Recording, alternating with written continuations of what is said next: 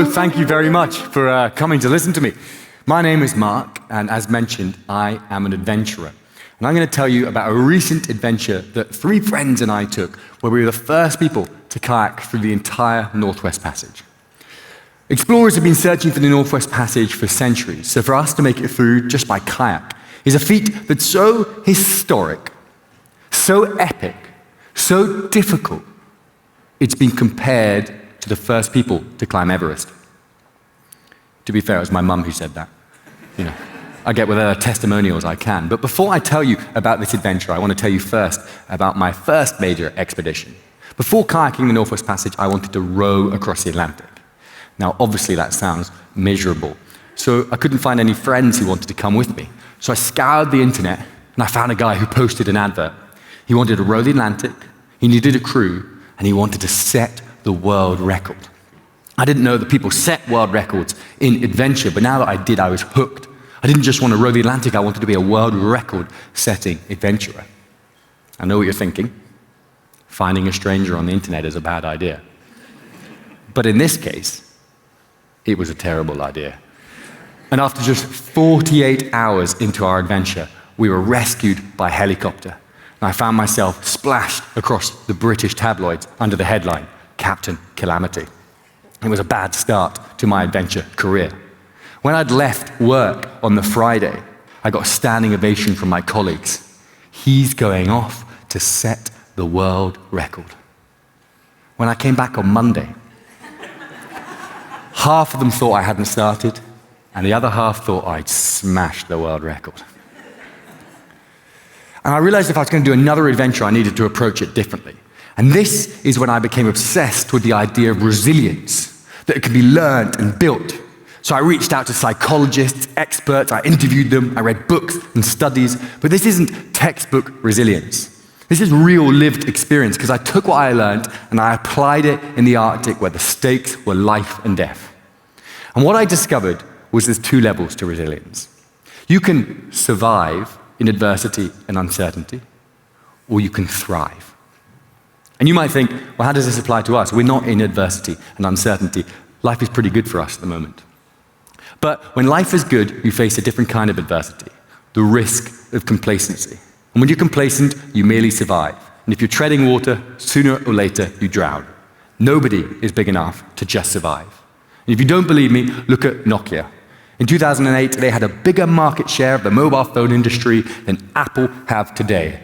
And within 10 years, they shut down. And on shutting down, the CEO said, "We did nothing wrong, and somehow we lost." If ever there was a better definition of just surviving, doing nothing wrong and somehow losing.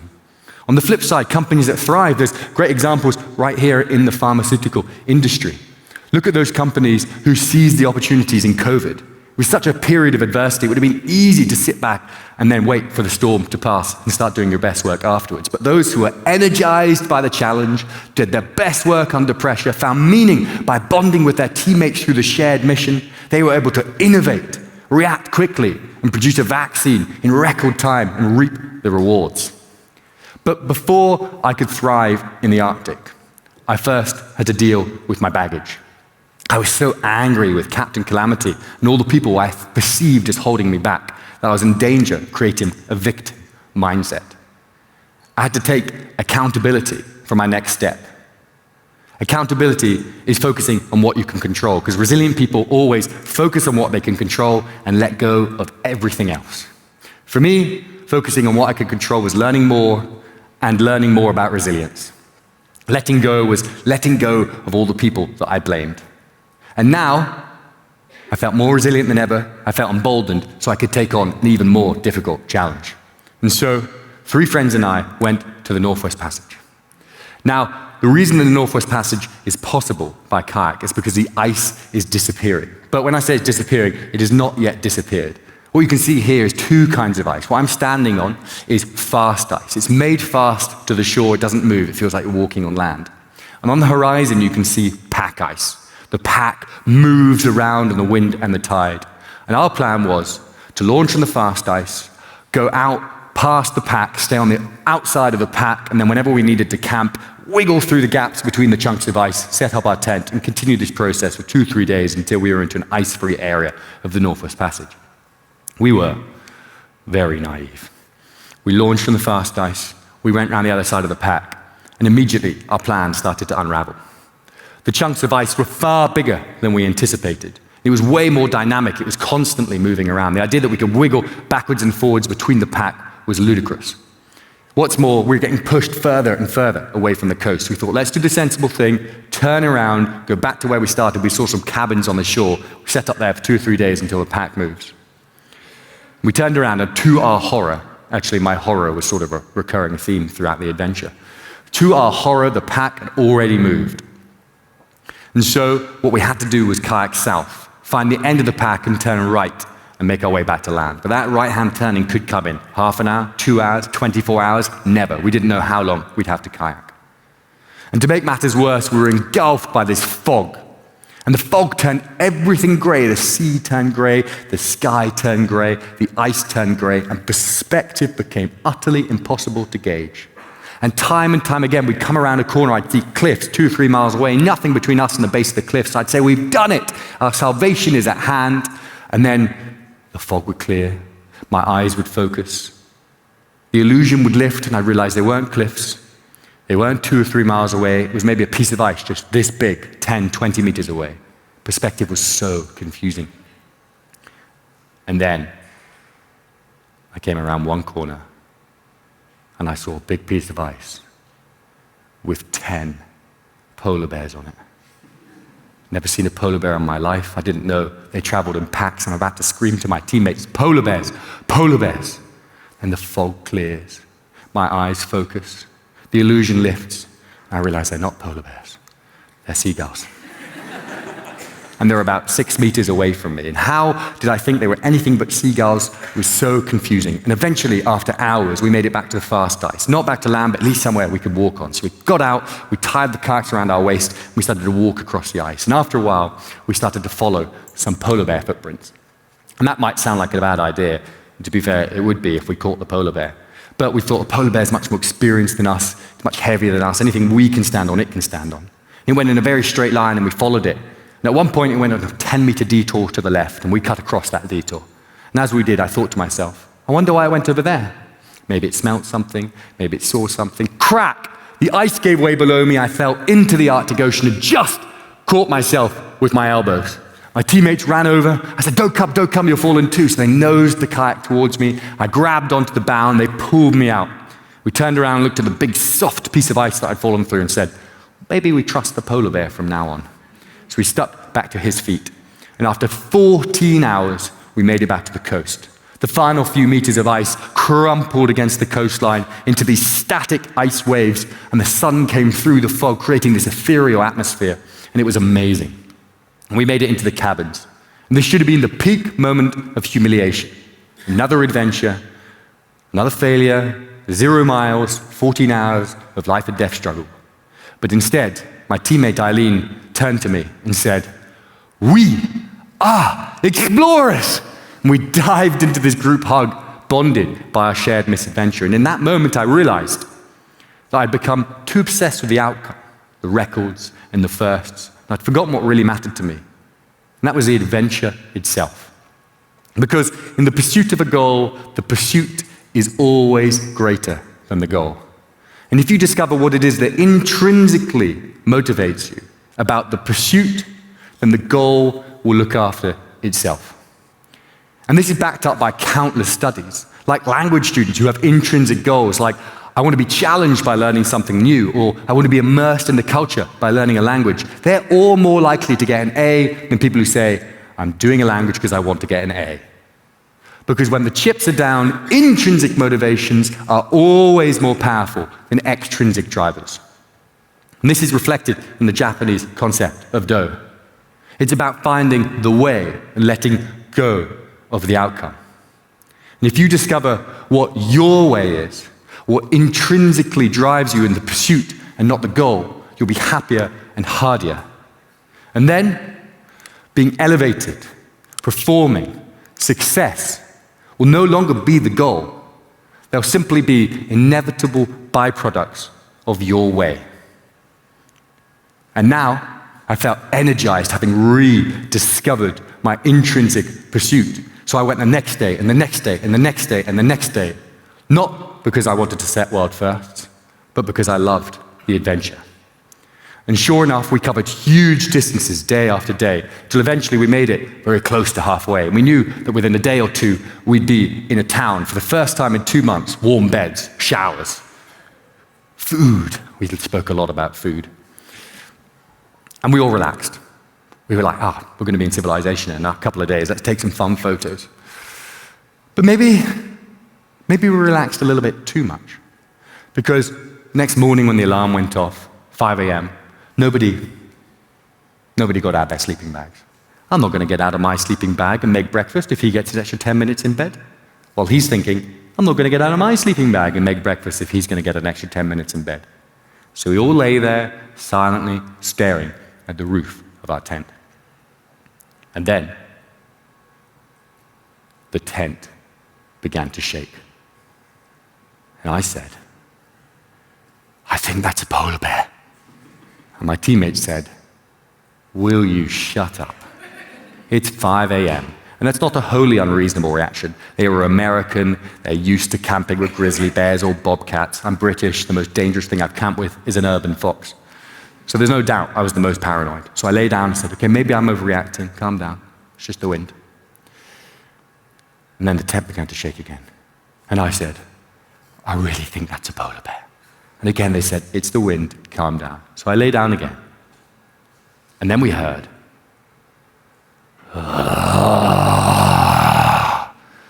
and I said, I think that's a polar bear. So I opened the front of the tent, and sure enough, perfectly silhouetted against our rain cover was the outline of a bear. Its teeth so clearly defined in the shadow, it looked like the Jurassic Park logo. So I grabbed the flare gun and I put it out of the door. And we'd seen a lot of bears up until this point, and usually a shout and a scream would be enough to make them run away. So to put a flare next to this bear's head, I almost felt bad, but needs must. So I pulled the trigger, bang! The flare went off, it shot into the near side hill, the sound ripped across the silent landscape, and the bear didn't move. What do we do? I don't know, I'm getting out. So I crawled out the back of the tent, and sure enough, the bear was standing there, pressed against the side. It turned its head to look at me. And the others came out, and I said, throw stones, throw stones. So we all started throwing stones at it. And almost all of them missed, because it turns out, even when their lives depend on it, Americans are shit at cricket. But the occasional rock did hit the bear. It twitched, but it didn't move. And after 10 minutes, and that 10 minutes, I promise you, felt like 50 years. That 10 minutes was the longest 10 minutes of my life. And it took a big step, and then turned away to walk off into the hill, every now and then stopping to turn and look at us. I have to admit, that's from the internet. I was too scared to take a photo. We searched our camp. It hadn't touched anything. We had food, we had rubbish, even us it could have eaten. But the only thing it decided to explore was my friend West's t-shirt. It destroyed it, which goes to show what West smelt like at that point. We got into our kayaks quickly and we pushed on, and soon we reached halfway. Now, the reason the Northwest Passage has never been done by kayak is because you really only have 60 days to do it. And then September comes and winter comes too quickly. You can't reasonably be out there in a human-powered vessel. And we were halfway, and it had taken us 60 days. There was an airport there. We had to decide to get out or commit. And we decided we're just going to commit. We're going to go until we have no food or no reason to go on. And we pushed on, and sure enough, winter eventually came. And it was as savage as we expected. We woke up and everything had turned white. But it was beautiful in a way. These big black marks on the hills billowed with smoke that smelled like sulfur from some carbon that was burning under the ground. But all the fresh water was frozen in a way that I didn't anticipate. It was tough because it meant we couldn't have anything to drink or anything to rehydrate our powdered food. So I'd have to walk for hours to find a river we could drink from. And we'd see these localized storms, so localized we could anticipate them. It'd sweep across the bay. Here it comes, gloves on, hat on, enter the storm.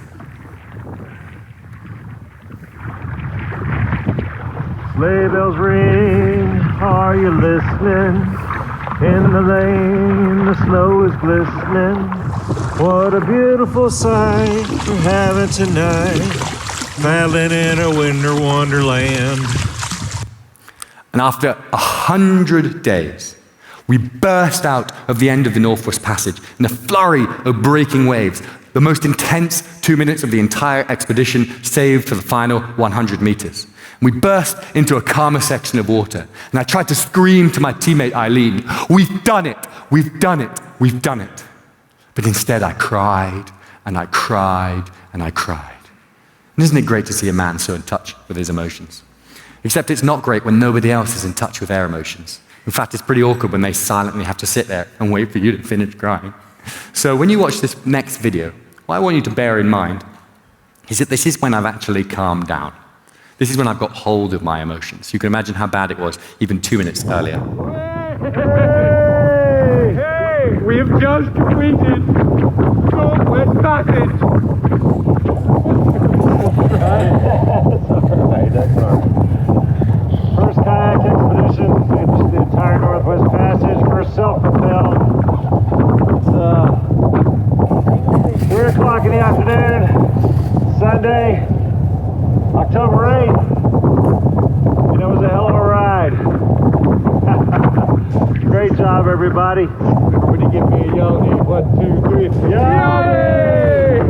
There for the Northwest Passage. And we pushed on for another 3 days until we made it to an abandoned airstrip where a small aeroplane came and picked us up. So small, we actually had to saw the kayaks in half to fit them in. When we made it back to the UK, it was a big deal. People in the UK seemed to care about the Northwest Passage. I was interviewed on BBC Breakfast, and then ITV, then something like 250 newspapers. It was on podcasts. I got a book deal. There will be headwinds available in all the bookstores. I won awards like European Adventurer of the Year, which is an award I really didn't expect. And then I won Asian Adventurer of the Year, which is an award I really didn't expect. And had this happened after the Atlantic, it would have been everything I could have dreamed of. Records, validation, newspapers, awards. Except I had long since moved past that as my metric of success. I now realized that it was not the records, but it was the way that mattered to me. The experiences we had, and more importantly, the experiences we shared. And some of the most profound experiences we shared were the polar bears, the ones that were close and terrifying, and the ones that were far away and majestic. And to remind myself that it's those experiences, the bears, that are my way, I no longer ask myself, what's my next world record? I now ask myself, what's my next polar bear? And if you discover your way, you'll be happier and hardier, and success, performance, elevation will all simply be a byproduct of your intrinsic pursuit. So what is your way? Thank you very much for taking the time to listen.